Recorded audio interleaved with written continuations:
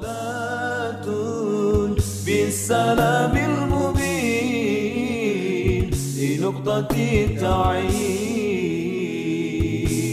يا غرامي. Assalamualaikum warahmatullahi wabarakatuh. Alhamdulillah wassalatu wassalamu ala Rasulillah wa ala alihi wa sahbihi wa man tabi'a hudah. Asyhadu an la ilaha illallah wahdahu la syarikalah wa asyhadu anna Muhammadan abduhu wa rasuluhu la nabiyya ba'dah. Kaum muslimin dan muslimat yang dirahmati Allah Subhanahu wa taala, Rasulullah sallallahu alaihi wasallam bersabda, afdalu ayyamid dunya ayyamul ashr. Hari-hari di dunia yang paling afdal, paling utama adalah 10 hari. 10 hari ini yang dimaksud seperti apa? Maka kita bisa mengetahuinya, ternyata ketika kita telaah di sana ada angka 10 yang mengacu pada hari, 10 hari yang diistimewakan oleh Allah Subhanahu wa taala. Ada 10 hari pertama, ada 10 hari terakhir. Yang pertama adalah 10 hari pertama di bulan Zulhijjah. Ini diberikan keistimewaan khusus oleh Allah Subhanahu wa taala dan diberikan keutamaan di dalamnya. Yang kedua adalah 10 hari pertama di bulan Muharram. Kemudian yang ketiga adalah 10 hari terakhir di bulan Ramadan. Inilah angka 10 yang punya keistimewaan sendiri dari Allah Subhanahu wa taala. Di dalam Al-Qur'an Allah Subhanahu wa taala berfirman, wal fajri wa layalin ashr. Demi fajar dan demi malam-malam yang 10. Jamaah sekalian rahmati Allah Subhanahu wa taala, kita akan lebih fokus membahas pada 10 hari pertama di bulan Zulhijjah, termasuk di dalamnya kita akan bahas tentang keutamaan menyembelih hewan kurban 10 hari pertama di bulan Zulhijjah ada banyak amalan-amalan yang perlu kita lakukan Di dalam hadis Rasulullah sallallahu alaihi wasallam bersabda, "Ma min ayyamil amalus salih fiha ahabbu ilallah min hadhil ayyam." Tidak ada di hari-hari yang amal soleh tersebut lebih dicintai oleh Allah Subhanahu wa taala daripada hari yang ini Yang disebut hari ini adalah yakni ayyamul ashri min Dzulhijjah. 10 hari pertama di bulan Dzulhijjah. Qalu, mereka para sahabat bertanya kepada Rasulullah, "Ya Rasulullah, walal jihadu fi sabilillah?" Apakah jihad tidak bisa mengalahkan amalan-amalan di 10 pertama bulan Dzulhijjah ini? Qala, Rasulullah menjawab, walal jihadu fi sabilillah. Jihad fi sabilillah juga tidak bisa mengalahkan amalan-amalan soleh yang dilakukan seorang muslim pada 10 pertama bulan Dzulhijjah ini. Illa rajulun kharaja binafsihi wa malihi falam yarji' min dzalika bisyai'. Kecuali ada seseorang yang dia keluar dari rumahnya membawa hartanya atau mengorbankan sebagian dari hartanya, kemudian dia tidak kembali dengannya sedikit pun tidak kembali dengannya sedikit pun Artinya semuanya habis habis, tidak ada yang disisakan sama sekali Inilah hadis yang menegaskan tentang keutamaan amalan di 10 pertama bulan Zulhijjah. Maka mari kita perhatikan dengan baik kita upayakan semaksimal mungkin bisa melakukan amalan-amalan soleh di 10 pertama bulan Zulhijjah nanti. Jamaah sekalian yang dirahmati Allah Subhanahu wa taala, kaum muslimin dan muslimat, yang dimaksud amalan-amalan itu apa yang dianjurkan oleh Rasulullah sallallahu alaihi wasallam untuk kita lakukan. Yang pertama, saya akan sebutkan dulu terlebih dahulu Yang pertama adalah puasa. Yang kedua adalah memperbanyak tahmid, tahlil dan takbir. Kemudian yang ketiga adalah memperbanyak amal soleh. Kemudian yang keempat adalah bertaubat kepada Allah Subhanahu wa ta'ala. Kemudian yang kelima adalah berkorban. Dan yang keenam adalah melaksanakan haji dan umrah Jamaah sekalian yang dirahmati Allah Subhanahu wa ta'ala, Amalan yang pertama yang perlu kita perhatikan adalah melaksanakan puasa ya. Melaksanakan puasa, dan puasa yang dimaksud itu adalah puasa Arafah ya. Rasulullah Shallallahu Alaihi Wasallam bersabda, "Siyamu yaumi Arafata ahtasibu 'ala Allah ay yukaffira as-sanata allati qablah was-sanata allati ba'dah." Puasa di hari Arafah, saya berharap dan memohon kepada Allah Subhanahu wa taala dengan penuh harapan ya, bisa meleburkan ya dosa-dosa yang telah lalu dari tahun yang lalu dan dosa-dosa pada tahun yang akan datang ya. Kemudian dalam hadis yang lain juga Rasulullah Shallallahu Alaihi Wasallam bersabda, "Ma min ayyamin ahabbu ilallah ayyuta'abbad lahu fiha min ashri dzulhijjah." Tidak ada hari yang paling dicintai oleh Allah Subhanahu wa taala ketika seorang hamba beribadah kepadanya kecuali di hari 10 pertama bulan Dzulhijjah. Ya'dilu siyamu kulli yaumin minha bisyamis sana. Masya Allah ya.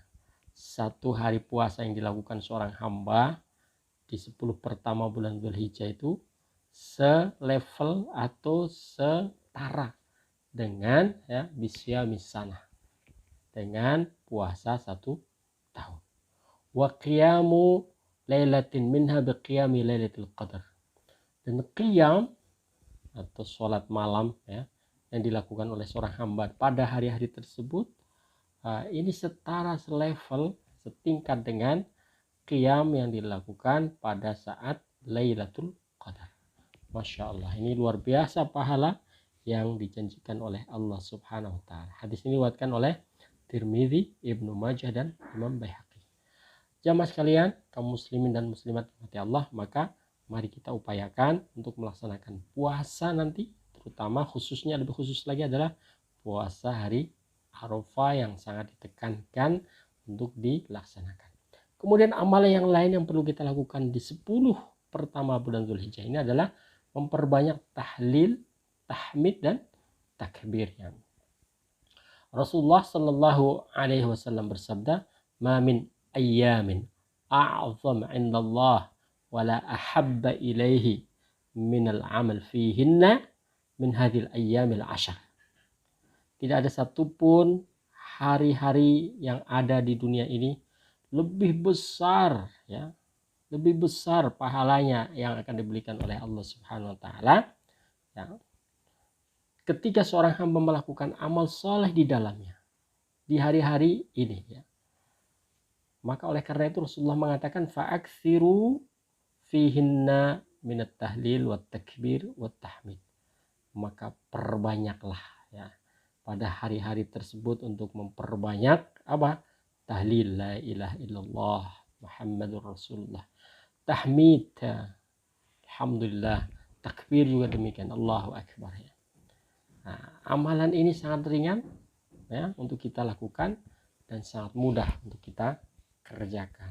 Ini sangat dianjurkan pada 10 hari pertama di bulan Dzulhijjah. Kemudian amalan berikutnya apa? Amalan berikutnya adalah berkorban ya. Amalan berikutnya adalah berkorban ya. Berkorban ini merupakan satu bentuk ibadah yang harus kita perhatikan. Maka oleh karena itu kaum muslimin dan muslimat yang dirahmati Allah, sekalipun secara teknisnya kita melihat ada hewan baik kambing ya, sapi, kerbau ya, atau unta itu disembelih ya dengan cara-cara yang telah disyariatkan di dalam Islam. Ini mungkin secara teknis kita lihat disembelih biasa seperti hewan biasa, tapi Allah mengutamakan disembelih di hari raya, di hari kurban dengan tata cara khusus dan diawali dengan ya, sholat Idul Adha terlebih dahulu ya. Maka mungkin sembelihannya sama-sama kambing, sama-sama sapi, sama-sama unta disembelih di hari yang lain, tapi karena waktunya maka diistimewakan oleh Allah Subhanahu wa taala dalam segala hal. dalam pahalanya bahkan ya. Pahalanya luar biasa ya.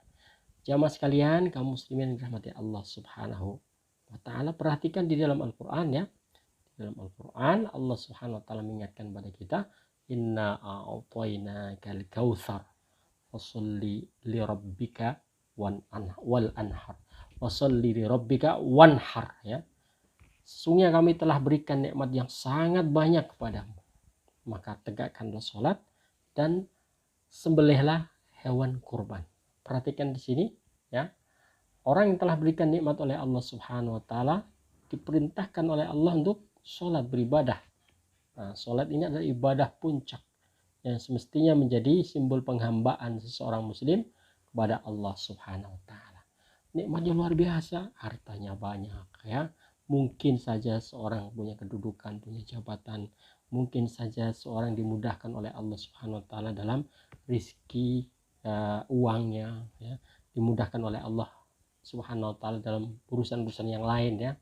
Maka kewajiban selanjutnya adalah apa? Menunjukkan rasa syukur tersebut dengan beribadah kepada Allah. Di antaranya adalah puncak ibadah yaitu sholat. Jadi orang yang banyak hartanya kalau nggak sholat nggak ada artinya, tidak ada nilainya di mata Allah Subhanahu wa taala. Semestinya orang semakin banyak harta, semakin banyak nikmat, semakin banyak rezeki, semestinya dia semakin dekat dengan Allah Subhanahu wa taala. Sebagai apa? Sebagai wujud refleksi syukur dia kepada Allah Subhanahu wa taala. Maka fasalli li rabbika, plus selanjutnya adalah wanhar ya. Sembelihlah hewan kurban ya. Refleksi selanjutnya adalah menyembelih hewan kurban. Perhatikan di sini jamaah sekalian dirahmati Allah Subhanahu wa taala, di dalam istilah menyembelih ini dalam bahasa Arab ada 3 istilah. Yang pertama adalah zakka yuzakki atau zabaha yazbahu. Ini sama artinya menyembelih. Nahara yanharu, ini menyembelih juga. Aqara yaqiru ya.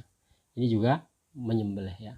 Zakka yuzakki, ini menyembelih dengan cara memutus tenggorokan ya dari badan pada persendian antara kepala dan leher ya. Diputus tenggorokannya ya. Ini zakka yuzakki atau zabaha yazbahu. Kemudian yang kedua nahara yanharu ya, atau menyayatkan pisau ya, atau sejenisnya di bagian bawah leher kalung ya. Biasanya hewan itu dikalungin, berarti bagian sini ya, bagian bawah leher ya, paling bawah ya. Dan ini istilah nahara yanharu khusus dipakai untuk unta ya, untuk unta ya. Dipakai untuk unta, dia di bawah sini ya, leher bagian paling bawah.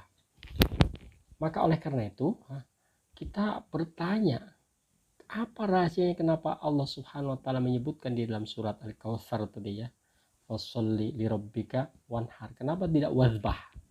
Kenapa tidak wazbah? Karena an-nahru itu ada menyembelih unta. Ini artinya kalau kita ingin berkorban, maka lakukanlah korban dengan memilih hewan yang terbaik. Kalau memang harus membayar banyak, maka bayarlah dengan bayarnya yang termahal ya, kalau mampu ya. Maka ini yang terbaik ya. Terbaik kan nggak mesti mahal ya. Terbaik dari jumlah dagingnya, terbaik dari kesehatannya, terbaik dari kualitasnya lah secara umum ya. Secara sempurna dilihat hewan itu adalah terbaik. Jamaah sekalian yang mati Allah Subhanahu wa taala, kita akan masuk pada pembahasan hukum berkurban. Apa hukum berkurban atau menyembelih hewan kurban? Hukumnya ada 2. Yang pertama hukumnya sunnah muakkadah atau sunnah yang sangat-sangat dianjurkan. Sehingga kalau berlawanan dengan ini berarti makruh untuk ditinggalkan ya. Sehingga kalau orang mampu dia tidak melaksanakan penyembelihan hewan kurban, ini dianggap menyelisihi sunnah muakkadah ya. Tidak mencintai sunnah ya, makruh ya, makruh adanya. Kemudian hukum yang kedua adalah wajib ya. Atas siapakah kurban itu diwajibkan ya? Atas setiap keluarga yang mampu melakukannya. Jadi kalau ukurannya keluarga tersebut mampu, maka keluarga tersebut harus menyembelih kurban ya. Jamaah sekalian mati Allah Subhanahu wa taala, ini adalah dua kondisi. Bisa ke satu kondisi ya hukumnya diterapkan dengan sunnah muakkadah ya. Yang kedua menjadi wajib. Maka upayakanlah ya kita untuk melaksanakan perintah Allah Subhanahu wa taala yang berupa menyembelih hewan kurban. Kaum muslimin dan muslimat yang dirahmati Allah Subhanahu wa taala. Terus bagaimana? Apakah kalau satu keluarga menyembelih hewan kurban, apakah setiap orang itu harus menyembelih? Tidak ya. Tidak perlu setiap orang menyembelih hewan kurban ya. Cukup satu dari anggota keluarga untuk menyembelih hewan kurban ya. Jamaah sekalian mati Allah Subhanahu wa taala, suatu saat Abu Ayyub Al-Ansari ini ditanya ya. Sa'altu Aba Ayyuba Al-Ansari kaifa kanat ad-dhahaya ala hadi Rasulillah sallallahu alaihi wasallam? Bagaimana ya kurban dilaksanakan di masa Rasulullah sallallahu alaihi wasallam? Maka beliau menjawab, kana ar-rajulu yudhhi asy-syata anhu wa an ahli baiti. Perhatikan di sini. Dulu ketika seorang akan melaksanakan kurban, maka dia menyembelih asy-syata ya. Dia menyembelih seekor kambing atas nama dirinya dan atas nama keluarganya. Jadi boleh di atas namakan siapapun boleh sesungguhnya. Misalnya satu keluarga ada 7. Ya, tidak mesti ya, tidak mesti dan tidak harus dan tidak tidak benar kalau di atas namakan si fulan satu keluarga yang lain belum dapat pahala. Sama saja. Mau di atas namakan siapapun, kalau dia masuk dalam anggota keluarga, maka semuanya akan dapat pahala dari Allah Subhanahu wa taala. Ada sebagian ada sebagian kebiasaan di tengah-tengah masyarakat kita ya. Kalau tahun ini misalnya di atas nama bapak si fulan ya dalam satu keluarga, besok ibunya atau istrinya, besok tahun depan lagi anaknya yang pertama, tahun depan lagi anak ketiga. Sebetulnya tidak ada perbedaan, artinya tidak ada pengaruh sama sekali ya. Tidak ada pengaruh artinya terhadap sah tidaknya juga ya. Intinya di atas namakan siapapun satu keluarga tetap mendapatkan pahala dari Allah Subhanahu wa taala. Tapi ini bukan berarti kami tidak menyepakati hal tersebut atau tidak menyukai hal tersebut. Itu sebagai adat saja, tidak masalah, silahkan. Ya, sekedar sebagai cara pembelajaran juga tidak masalah ya. Oh, besok kamu kalau melewati bulan Dzulhijjah siapkan ya hewan kurbannya ya. Siapkan hewan kurbannya untuk disiapkan disembelih pada hari raya kurban gitu ya. Jamaah sekalian kaum muslimin dan muslimat yang dirahmati Allah Subhanahu wa taala, kemudian disebutkan fayakuluna wa yut'imuna hatta tabahan nas fasarat kama tara. Maka mereka memakan dari hewan kurban tersebut ya. Jadi boleh yang menyembelih hewan kurban ikut makan boleh ya. Bahkan dapat bagiannya juga boleh ya, boleh mendapat bagiannya dari apa yang disepakati lah di tengah-tengah masyarakatnya. Tidak ada ketentuan khusus harus ya. Paling tidak sepertiga ya, paling tidak. Kalau tidak sesuai dengan kesepakatan saja, selayaknya, tidak masalah. Jadi boleh memakannya, boleh mendapatkan bagian dari hewan kurban tersebut.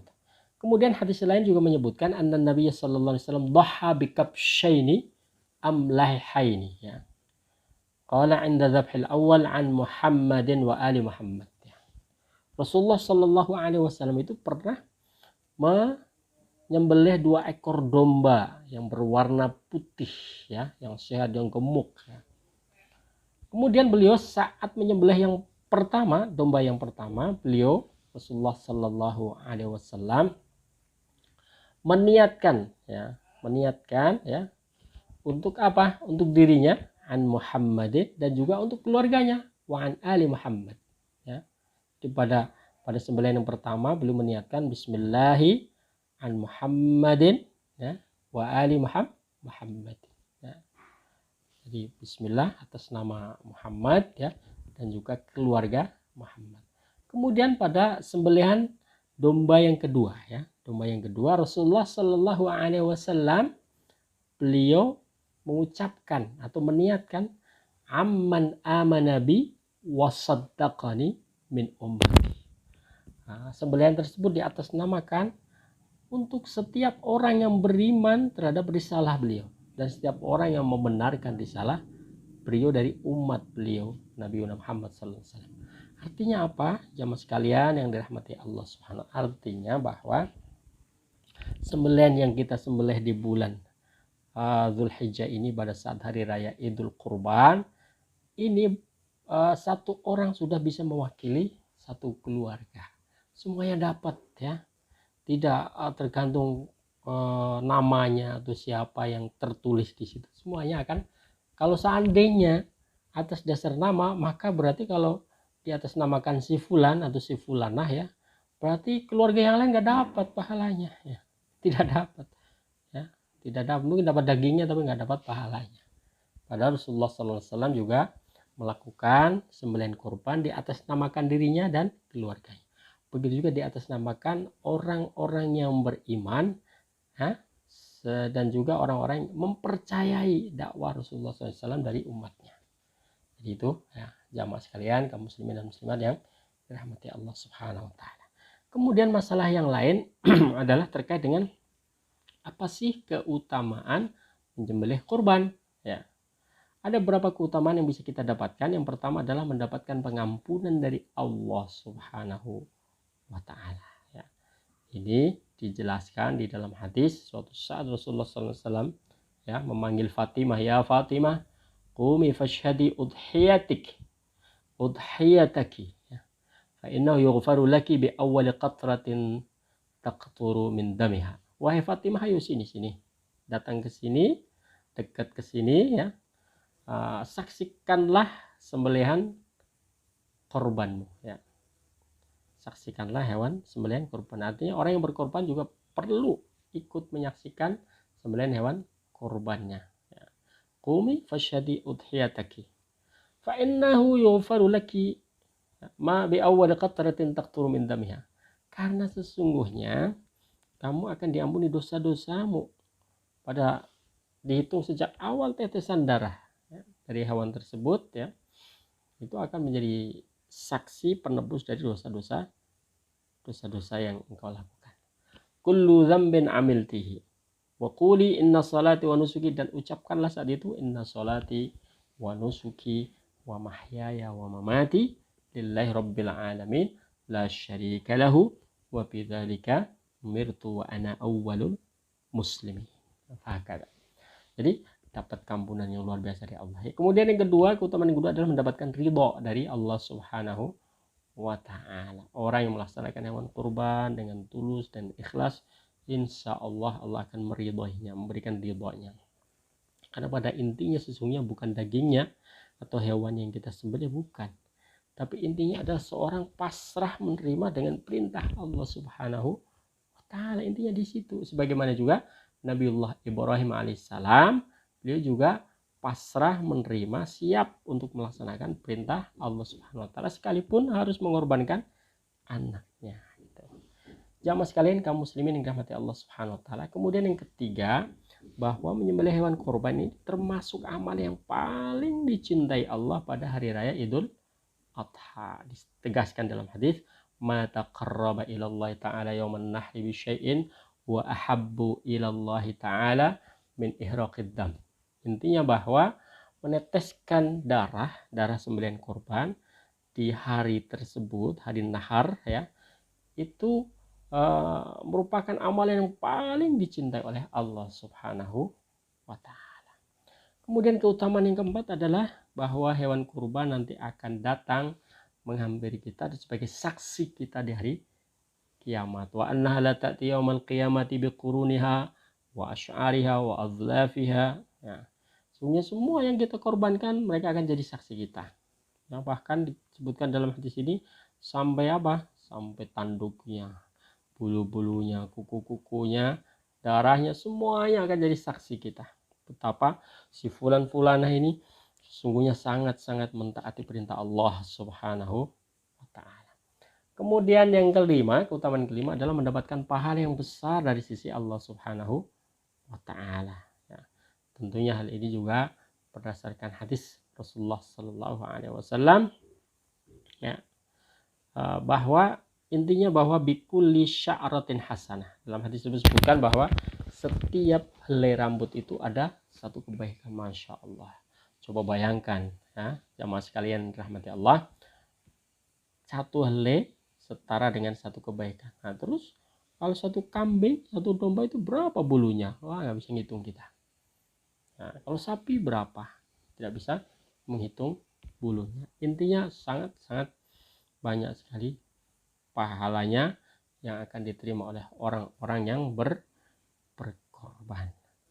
Jamaah sekalian yang dirahmati Allah Subhanahu wa taala. Kemudian bagi siapa saja yang ingin melaksanakan sembelihan kurban, maka perhatikanlah apa yang harus, ya, dihindari, ya, ketika sudah masuk pada 10 hari pertama bulan Dzulhijjah, ya. Disebutkan di dalam hadis Rasulullah SAW, man kana lahu dzabhun yadhbahuhu fa innahu ahlu hilali fa idza uhilla hilala dzulhijjah fala ya'khudhanna min sya'rihi wala min adfarihi wala syai'an hatta yudahhi. Barang siapa yang mempunyai sembelihan di bulan Dzulhijjah, maka ketika sudah datang tanda-tanda bulan Dzulhijjah masuk, ya, fala ya'khudhanna min sya'ri, jangan intinya mengambil dari rambut di kepalanya. Jadi diupayakan enggak usah dicukur juga, ya, tidak perlu dicabutin bulu rambutnya, ya. Wala min azfariha, begitu juga motong kuku. Kalau sudah masuk bulan Dzulhijjah, sangat dianjurkan untuk tidak memotong kuku hatta yudahi, sampai nanti datang waktunya untuk menyembelih hewan kurban. Jadi ini sunnah yang mungkin banyak ditinggalkan oleh umat Islam. Masing-masing harus memposisikan diri ketika sudah masuk dalam bulan Dzulhijjah. Kemudian apa syarat-syarat hewan kurban? Syarat hewan kurban jelas, berarti hewan kurbannya harus badan sehat, tidak sakit, ya, atau tidak kurus, ya, begitu juga tidak sedang hamil atau tidak sedang melahirkan, ya. Matanya juga sehat, ya, tidak buta matanya juga.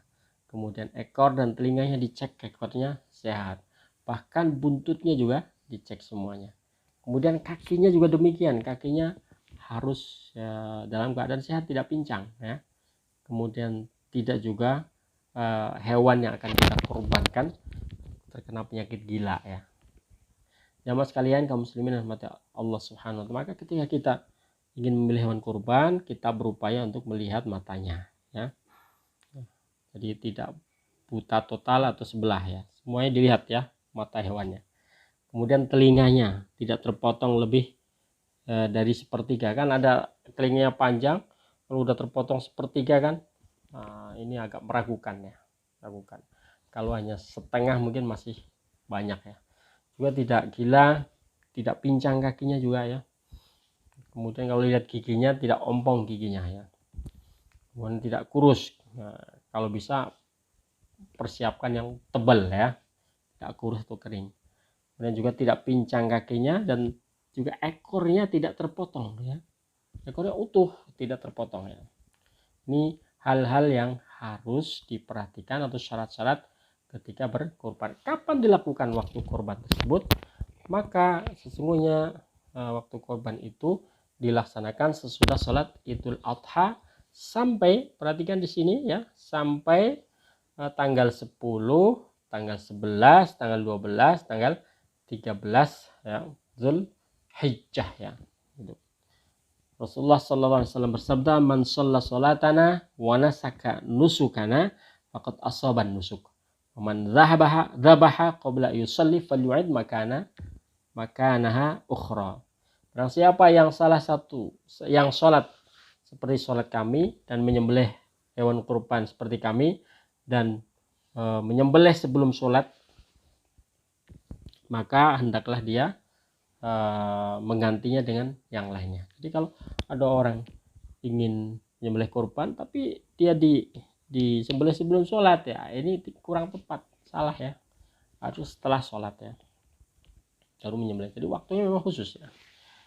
Jamaah sekalian, kaum muslimin dan muslimat yang dirahmati Allah Subhanahu. Terus berkaitan dengan keikutsertaan hewan kurban itu bagaimana? Maksudnya satu hewan kurban itu cukup bisa mewakili berapa? Tadi sebagian sudah kita singgung bahwa kalau seorang misalkan ya menyembelih domba satu ya, menyembelih domba satu, maka sesungguhnya kalau secara by name itu atas nama beliau, tapi sesungguhnya keluarganya juga dapat pahala juga.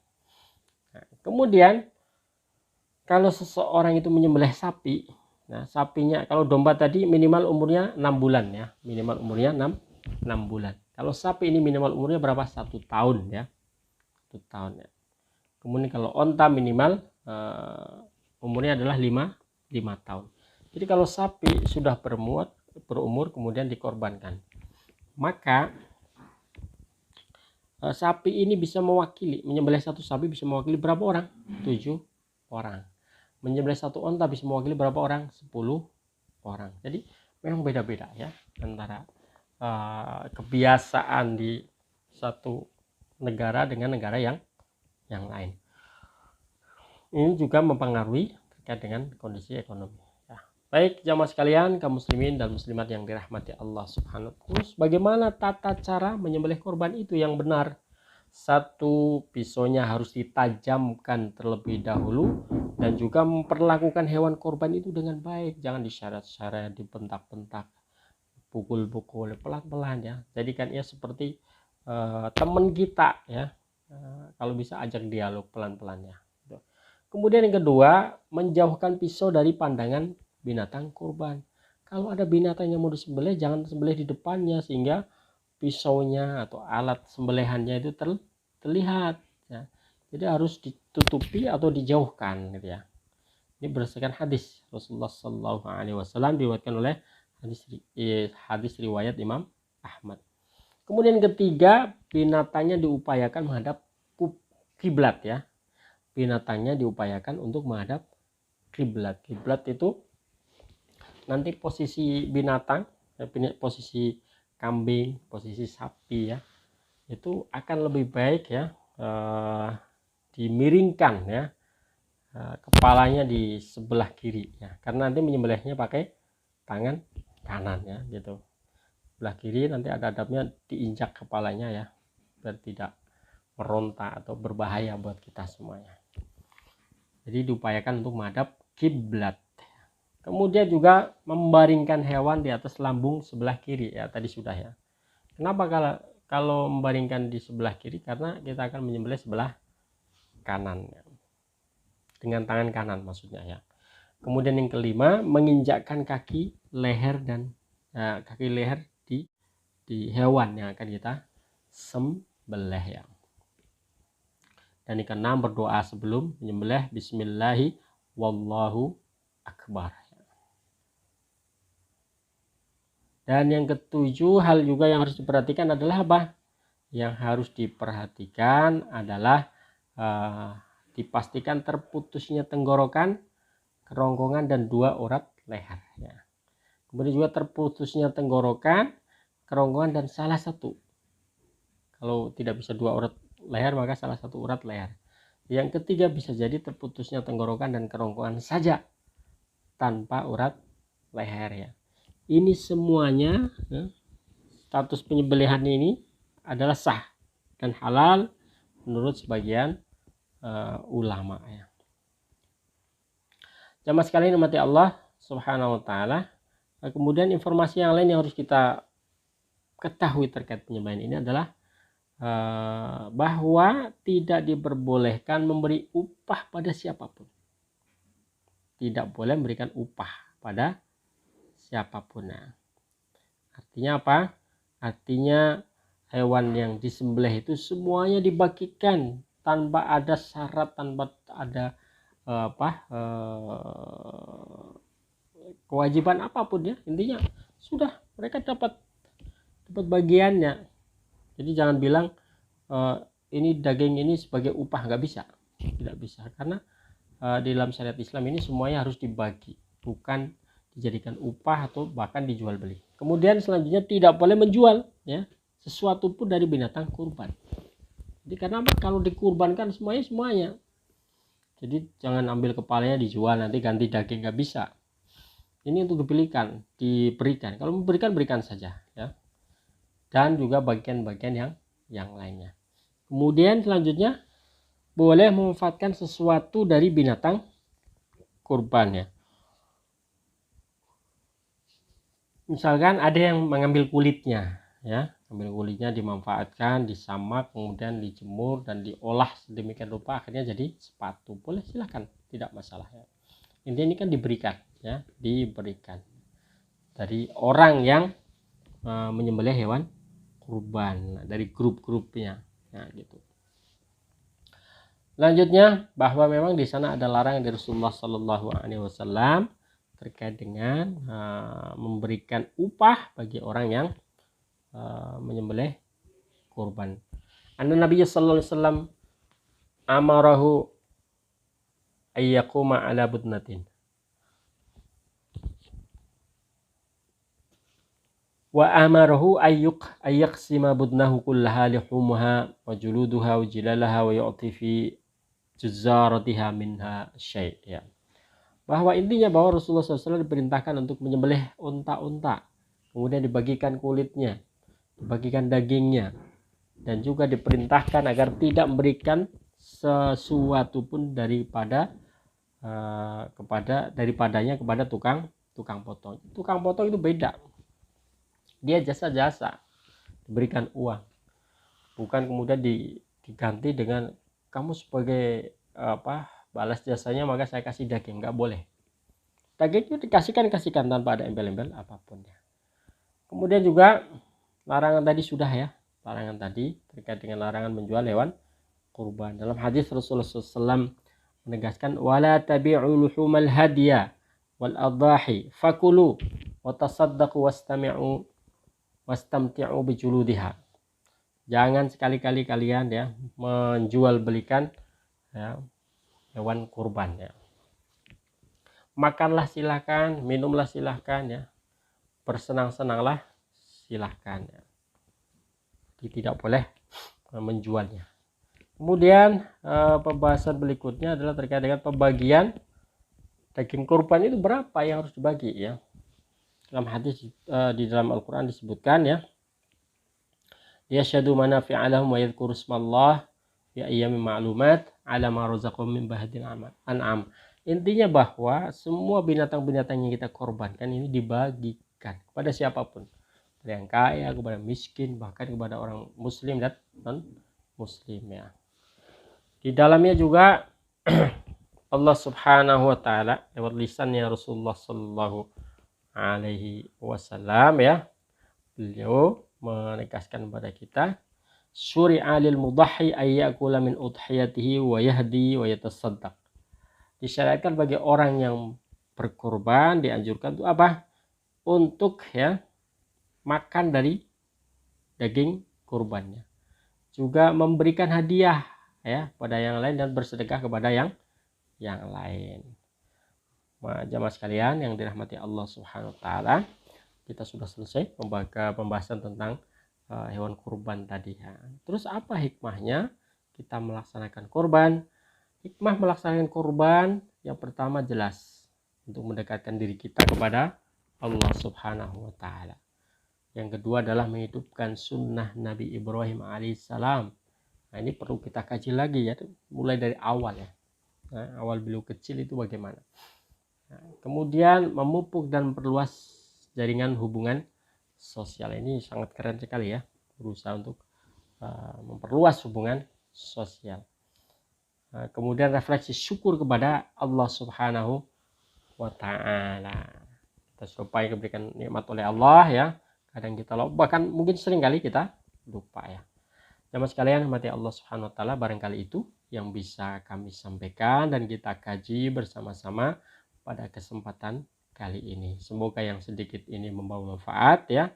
Semoga yang sedikit ini bisa memberikan wawasan pada kita, terutama terkait dengan apa? Terkait dengan fikih kurban, dan semoga Allah Subhanahu wa taala memampukan kita untuk melaksanakan kurban, mendekatkan diri kepada Allah Subhanahu wa taala dan memberikan pahala yang terbaik pada 10 hari pertama di bulan Dzulhijjah ini. Barakallahu fikum. Wallahu a'lam bishawab wa nastaghfirullahaladzim. Wassalamualaikum warahmatullahi wabarakatuh. يا